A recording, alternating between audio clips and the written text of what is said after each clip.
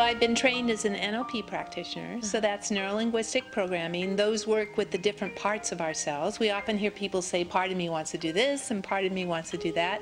So we have a whole committee up here of different parts that often aren't in alignment with each other. So I do NLP work, and then I also do systemic constellation work, which works with the soul of a family.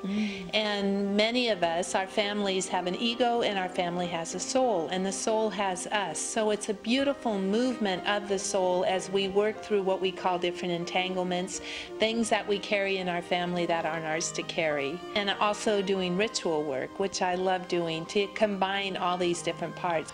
And I'm also trained in heart math, which works with people for stress management. It's emotional regulation, works with people with cancer, with pain management, with veterans coming back from the war who are suffering from post-traumatic stress disorder, children that have attention deficit disorder and anxiety themselves. So all these different combinations enable me to give a very self-directed, personalized program when I work with clients. I do one group that's called Family Matters, and it works with family systems.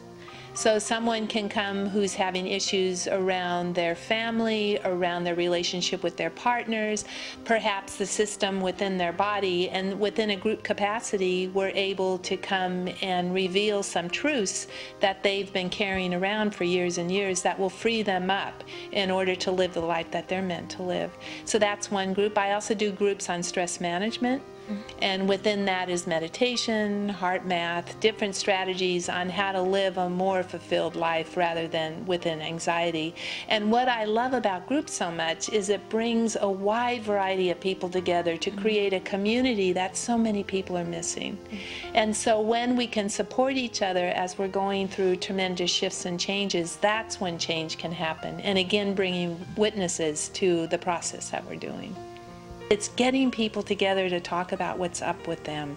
And when, again, we can do that with an open, conscious, loving heart, then we can start creating peace. My emphasis for the work I do not only is to work on an individual basis with people to help them come up and out of a lifestyle that may be encumbering them in order to live a life full of joy, also working within the group capacity to create community, and also globally to be able to make a shift and a change in the level of consciousness that we're dealing with now. So I love the work so much because I know for myself it's brought so much peace. And so the gift that I can give back is being able to put someone in a space where they too can give back in a loving, conscious way. From testimonials that I receive, from other clients that I've had, I know that the work I have is powerful.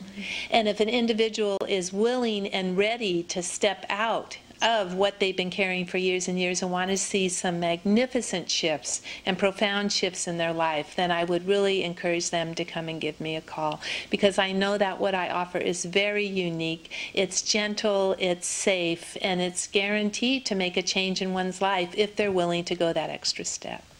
It allows you to step outside of what you think are the normal relationships with your family and to actually see relationships you didn't understand before, or actually see relationships you didn't know existed. And that's been very beneficial to me. That every moment can be a sacred ritual when it's done with intention. And to almost demythify what people think here in the West of what ritual is, because every moment is ritual. And so the ritual part comes in with honoring when someone is talking about a trauma that they've carried their whole life. For me to be able to be part of that is such a, it's so endearing. I was told once by a wonderful teacher that one of the greatest gifts we can have is to be welcomed into somebody's life. That's beautiful. Courage does mean straight to the heart. In French it means courage, means to the heart. And because so many people didn't understand what I felt, didn't understand what that meant, I wanted to really elaborate the work that I go to, which is straight to the heart. So when I work with folks, instead of talking about what their issue is, what they've talked about for so many years over and over and over again, this type of work goes right to the heart.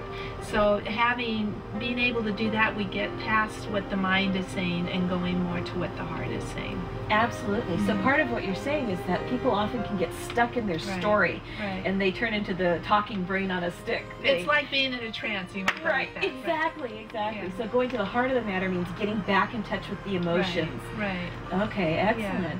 And getting away from the story, and there's nothing wrong with the story, because it's often who it identifies who we are. The question would be whether or not our story expands us or if it contracts us. Because if I can say, I'm joyful, I'm excited, I've been through a lot, and you know what, I'm standing straight up right now. And we live in a culture, no fault of the folks who are living it, who may sometimes feel that they're victim to things that happen outside themselves.